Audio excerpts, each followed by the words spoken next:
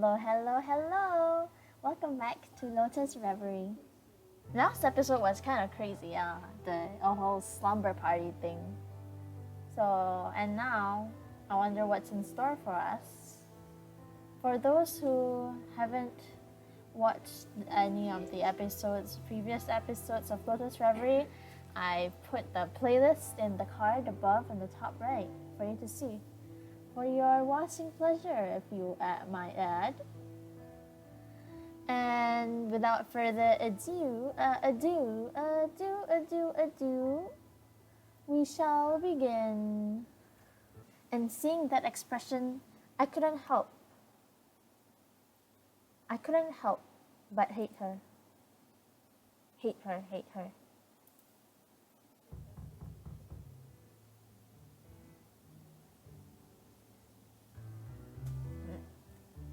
How's it going, Sync? Having fun? With the killer welcome party, your room is finally free. That is, until Thistle knocks on your door looking lively. Thistle, didn't you go to sleep like the rest? My room is the one next to yours. I just want to see how you're doing, considering this is your second day. And now you've hopefully know us a little better. Thank you, but it wasn't really necessary. You seem quite upset though. I'm sure you were expecting something else. Despite your reluctance, Thistle invites you to take a seat. His manner poised and confident. Perhaps too confident. The perfect smile on his face arouses both your suspicion and your curiosity. All that talk about the incident at the very end of the world, and here you are fooling around as if nothing ever happened. Quite the shock, isn't it? But the movies and novels always give us that overly dramatic version of life. The very moment you manage to create any stability, people always prefer that peace, no matter how much they might scream for the opposite. Doing nothing is always easier than doing something. That's why we have the regulations established in the castle, above the very rules you saw on the monolith's walls. They are the necessary social contract to make sure we can get along, just like you did with everyone today. It took you a while, but you're finally sounding like a leader. Thistle lets out a chuckle and gestures himself with modesty. Oh, please. Everyone just puts the title on my shoulder without my warning. I'm just trying to help to the best of my abilities. It's not like I enjoy it either. I know that my methods can sound conceited and dangerous in some occasions. Any shocking experience like the electric substation are precisely so you can understand the importance of peace we've built in this castle. You wouldn't be able to appreciate the importance of that welcome party if you hadn't previously gotten a taste of the true environment we are trapped in. Most people would think this all seems like a dumb farce. They are correct. But the reality is that here and now we are still alive, enjoying life despite the horrors that await us out there.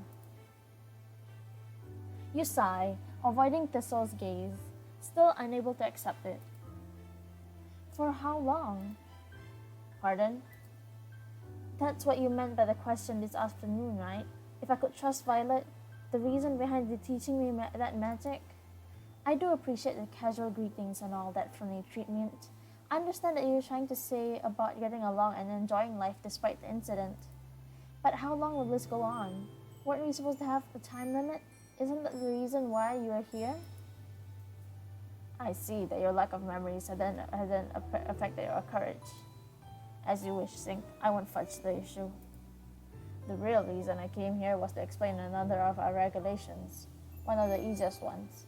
New members or people under suspicion must be interrogated. Don't worry, it's nothing aggressive, just a talk between you and I, so we can guarantee that at the very least you are the kind of person we can share this place with. Although, considering your amnesia, there's not much to talk about, I suppose.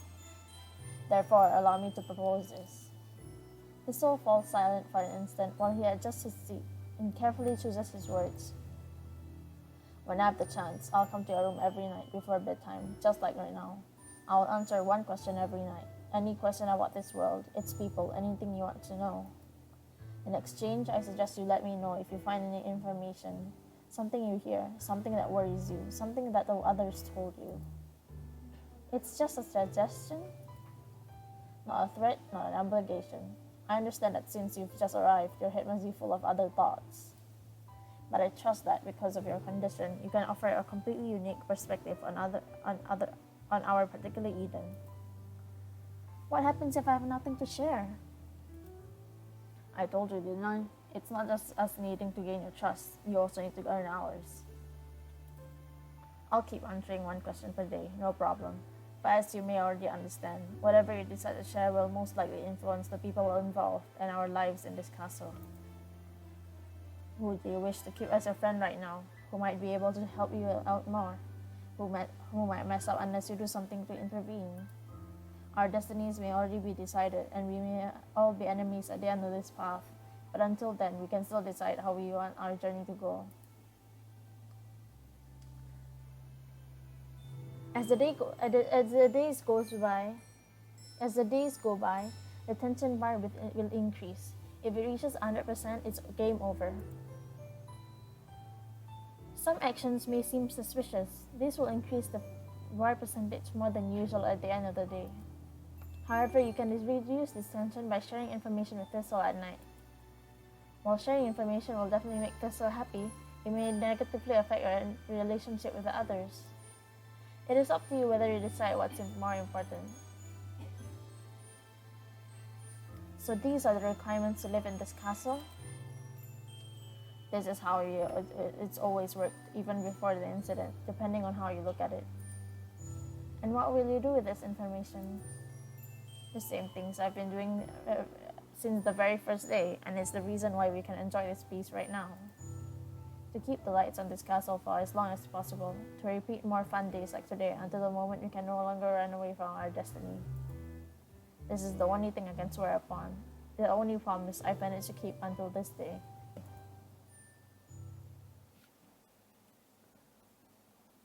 I couldn't figure it out until I saw her crying. Excuse me, it will only take a minute. Now that you know what you need, now you can start your new life. After listening to all of this, now you understand the world better. How would you prefer to continue? In novel mode, you won't need to train, study, or worry about battle styles and spell slots, since these activities will automatically be taken care of. But in exchange, the tension bar will increase faster, and you won't be able to unlock all achievements. In battle, you'll play the minigames and skip all narrative around them. In Mix, you'll have it all, both battles and full narrative. The story will be the same in all modes, so don't worry about missing any story scenes. I'll ask one last time, how do you prefer to live this life? Mix, please, mazete, mix, please, like mixed vegetables.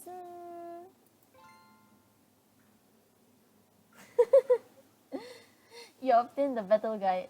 Revise the items on your diary to read it. Fantastic, and thank you. One last piece of advice. Make as many memories as possible and keep them in your heart to recall later. Don't forget what you have done. You don't want your story to end as a result of being unable to advance past a certain point because you forgot some important moments, right? I'm sure you've heard it 1,000 times already. I won't forget.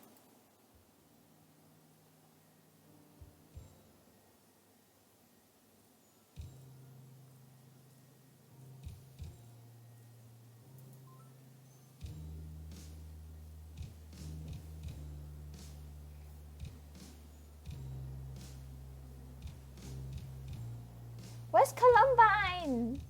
I wanna talk to Columbine.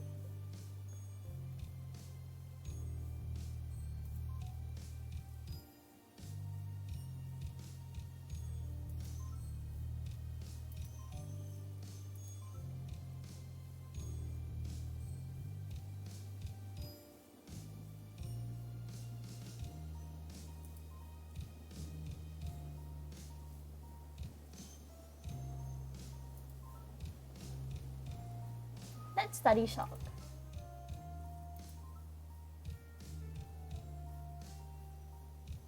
Well, time to study. You previously saw Thistle reading these books carefully, so you decided to take them out, but all of them are choose your own adventure books for kids. You'd better go back to your usual studying. Your studying has borne fruit. Now you're able to memorize more spells.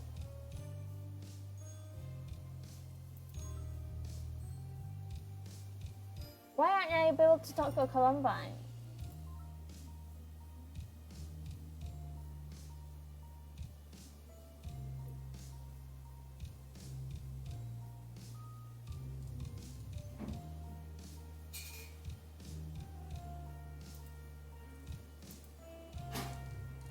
How much time do we have left?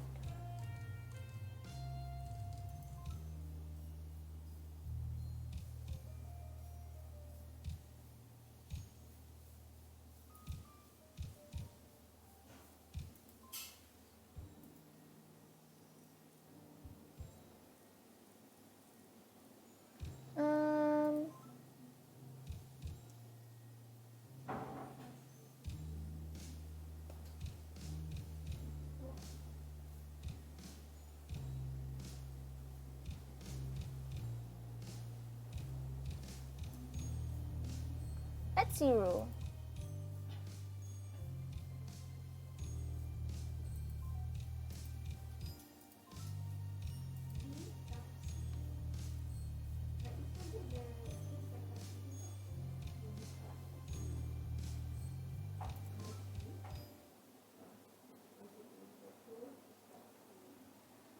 You better keep your hands off Columbine without my permission, unless you pay me with pictures.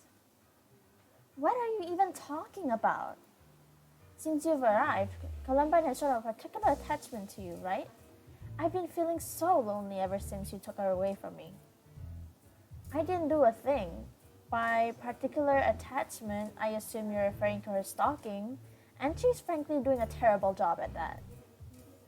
3 whiteboards filled with ideas for fun games wasted because of all this. Coming up with new words only make you look shadier. You know that, right? I was obviously just joking. Jeez, girl, don't take it so seriously. As if I actually filled 3 whiteboards. Let me guess, you filled more. A grand total of 7. Amazing. After a while of circling the castle, it comes to your attention. The usual suspect hasn't made her appearance so far, and neither have the usual incidents inevitably happen when she follows you around. Rose is growing more discouraged by the second. Seeing her like this, you can't help but raise the question. So what's your relationship with Columbine? I see you like to... how should you call it? Diversity explore her body. It's not really about the body, it's her face, her expression. It just screams it, you know what I mean? So innocent and restrained. It's almost like she's shouting, please take advantage of me.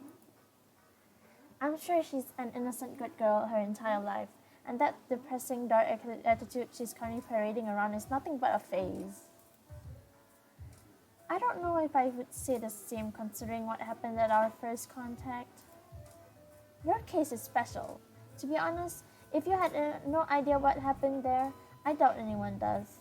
Columbine herself is probably the most confused of all of us. What do you mean? I'm not 100% confident, but there's a chance I'm screwing this up beyond belief. But I truly don't think she has bad intentions. I mean, I get the feeling that she's not even sure what she's observing in you. In this sort of situation, the future trajectory of the relationship between you two rests in your hands. And you are basing this on her being perfectly aware of how bad she is at the noble art of stalking, compared to the graduated and irresistible master like me. And yet her self-awareness hasn't stopped her from attempting to write this persecuting fable staring you. Until now. We don't know that yet. Maybe she's just taking a vacation. And here we are trying to ruin it when she should be resting. No time for resting in the dire world of diversity exploration. I'm already regretting playing along with you. But you still haven't said no. Maybe you're just playing hard to get. Hey, now that Columbine is missing, how about I use you as a substitute? How about you calm down for a bit, Satan? Joking, joking. You know, you're so dry that it wouldn't even be fun with you. Columbine is a special case. At first, I wanted her to come out of her shell, open herself up a bit. But after I saw her so frazzled, I found that look on her face just too alluring. You admit you like seeing her suffer? Let's be all pretentious and call it Schadenfreude. Schadenfreude. That doesn't make it any better. Chill, now she has you, and I suppose I've lost my reason to continue with this. It does make me a bit sad, though. Seeing her like this just brings back memories, and we don't have that much time left. A genuine, albeit brief, smile flashes across her lips through that last sentence, which was so quiet as if to be almost inaudible. But she quickly changes topic, continuing her search for Columbine. You find it appropriate to split up for that task. However, you get the distinct feeling that Rose was in a hurry to scurry off as soon as possible.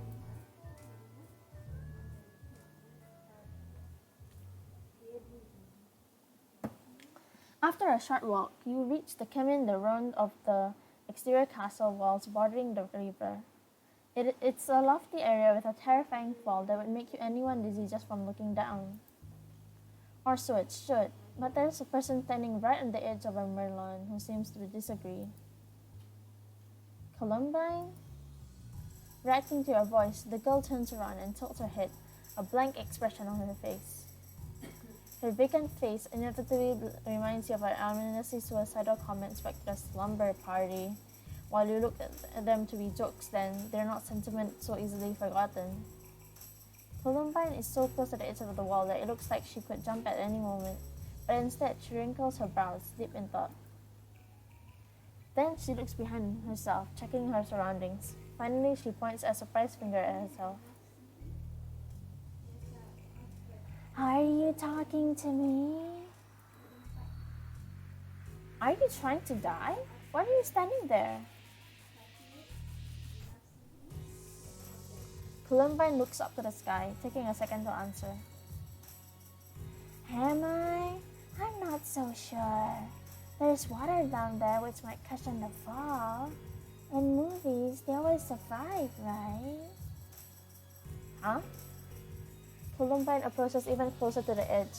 She sways around softly as if leaving it to Lady Luck herself which side she will fall. You cautiously try to reason with her as you inch closer. Aren't you afraid of falling? Oh, you at least shouldn't have the room in your heart to care.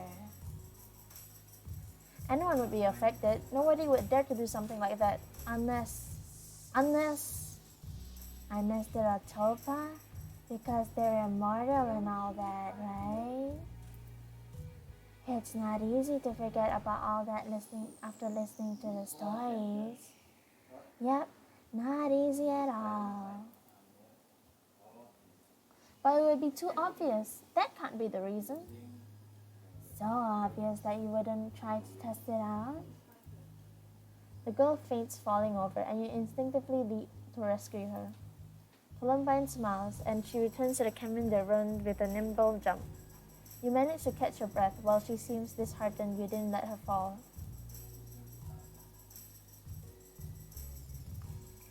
Too obvious, of course. Even if Topas are immortal, they still feel pain. Such a plunge wouldn't be pleasant for anyone.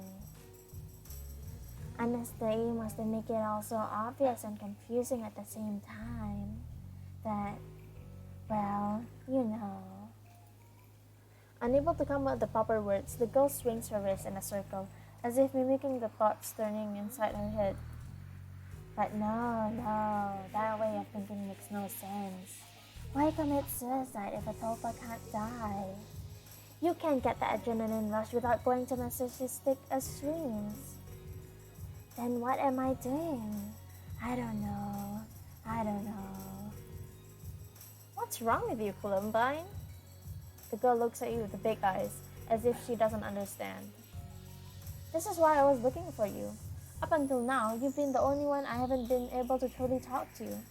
And I just don't understand. What do you want out of me? Why do you want to pursue me? Why that obsession? I'll turn that around. Why aren't the others obsessed? After all, you appeared during the powder outage, and you're the odd number to our once even group. Do you need any more reasons? Columbine sighs, annoyed at having to explain herself further. She circles around you with a wild, unusual flounce. Look, I'll give you my own perspective on this. I'm the opposite of Rose. I care about why, not the how. Why don't we talk about the day you arrived, the day of the outage? Nobody was hurt. There weren't any attacks, victims, or vandalism. Nothing. It's so easy to say that if there wasn't any incident, there wasn't any motive. But tell me, what if that's a lie? What if something truly happened that night? Her words are unpleasant. Her expression is the opposite. An elated grin stretches around across a Columbine's face. This castle is a fortress in more ways than you can imagine. But to guarantee that security, we sold our liberty. The walls have ears. There are cameras in every nook and cranny. Everything, absolutely everything gets recorded. It would be impossible to set up a trap unless the power went out. It only lasted an instant, so there wasn't much time, but you wouldn't really need more than that to attack without being caught. A human die? Bingo, one fewer person. A tulpa? They'll stand up back after a while, but they wouldn't be able to publicly identify the perpetrator. Either way, the rest of the group wouldn't register that as an attack and just occurred. Mission completed. You obtain information without everyone knowing, and the victim must remain silent. Revealing themselves as a tulpa would be idiotic. Can you imagine? Oh yeah, I was killed last night, but I'm fine now, thanks for asking. That's what everyone here is doing. Don't mistake this for anything besides a game of who's who. I'm no different. I'm just a little bolder than most. The question here, Sink, is... Columbine sucks in a deep breath, her hands quivering and her lips trembling in excitement. Who are you? The girl confronts you, eye to eye. For an instant, both of you are trapped in a standstill, meeting each other's gaze. In the end, however, she's the first to look away. Yeah, amnesia and all that. No need for you to repeat that. By the way, do you know how a tulpa's memory works? Since we're on this topic and all. Everything about them is determined by their creator, their host. Their own past, their memories are nothing but a lie created on the very person who brought them to life. It doesn't end there, no. Their look, behavior, taste, mind, everything comes from the subconscious of one single human, taking whatever shape they fancy. And because of that, their past and their future are predetermined by one single individual. How would you feel about that? You recover your memories only to learn that they're fake? Just the fantasy of some other jerk. It's a sad existence. Still, it has its advantages. They are created without flaws. You can create an ideal person in your mind. They will always be healthy, attractive, intelligent. You get the drill. If you look at it from this perspective, maybe a couple of names have already popped out to your mind. From there, it wouldn't be so hard to test the mortality of one or another. Columbine strokes the sleeves of her forearms repeatedly, hunching her back into herself as she circles around you. I highly doubt the guilty party here will cause any more outages, since now we're prepared in the event of another one happens. I prefer to look one further step ahead, to be useful for once. I think about what others don't even dare to think. How could I kill someone and evade the cameras? The girl directs all her attention back to you. She draws close once again, too close. She grasps your arm, threatening you and making you take a few steps back. Imagine you falling from this parapet. If you die, I would have taken you off the picture. If you don't die, you'll drift so far into the water current that everything will be over by the time you come back. No matter what the situation, I win. Columbine, what are you? Playing dumb, Harsink. You still haven't realized. This is one of the few camera blind spots in this castle. Columbine pulls you back with an unexpected strength. She leaves you too close to the edge, one small push away from ending it all. You're going to die.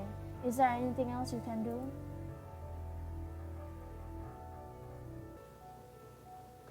Except death and jump yourself. Yeah. Before she can push you, you jump back. You're standing at the very precipice, leaning over the abyss. Columbine's face turns to surprise. Her grip on your arm is the only reason you don't plummet. What are you doing? I'm gonna jump. Or do you want to stop me? Is this some kind of reverse psychology? As if I had time for that. The result will simply be the same. That's just a bluff. Are you sure? You take a deep breath to fill your lungs and look up at the blue sky. You record the last view of your mind before closing your eyes. Your back is the first part of your body to drop, little by little until gravity kicks and accelerates your body to your demise. You lose contact with the ground and gently sway in the air. Wait a moment. Columbine desperately holds onto the wall's edge, stretching her arm to grab your hand. She's the last stretch separating you from certain death. All right, I got it. The girl uses all her strength to bring you back to the safety of the wall. Both of you pant for breath, and you finally open your eyes. How did you? Why? Look who's talking. You don't even know me. There's no way you could know I would get out of my way to save you. Unless you know you're immortal, which in case that would just be handing free information when I was already about to push you. Which is stupid, obvious, so obvious you wouldn't try to test it out. Columbine halts in amazement when she realizes you just returned her the same question she asked before. She cannot help but let a short laugh. The smile on her face is completely opposite of her usual self. Splendid, cheerful, and a previously unknown side of her that inherently feels more genuine. You have quite the courage to do something like that. It's not courage. I don't know what I am. I have no memories. I may die at any moment. Maybe this is all just one hell of a nightmare. But there are things I can decide for myself. I don't truly believe that we are sold our liberty just like you said before. I always have the last word in my own decisions. Decide for yourself? Your own death? Columbine blushes, looking at you with admiration. Hey, sing. This girl's voice softens and her nervous gesture disappears, making her look completely different. Her next question only deepens her confusion. Can we be friends? What? Don't you want to be my friend? No, I didn't say that. I understood the question, but... Really? Thank you so much. Wait, I didn't say... Columbine stands up and leaves the scene, not even leaving you the time to open your mouth and clarify. You can see her trying to contain a maniac laugh as she walks away, back to her usual crazy behavior. Happy at having made a new friend, despite the unbelievable fact that she wanted to kill you just a moment ago. Ooh, I got a heart! Yes! Columbine, I'm gonna get all her hearts. I didn't have to run away anymore. Alright, so, what have we learned today? Columbine is crazy and the best girl ever. Yeah, we love Columbine. Arr.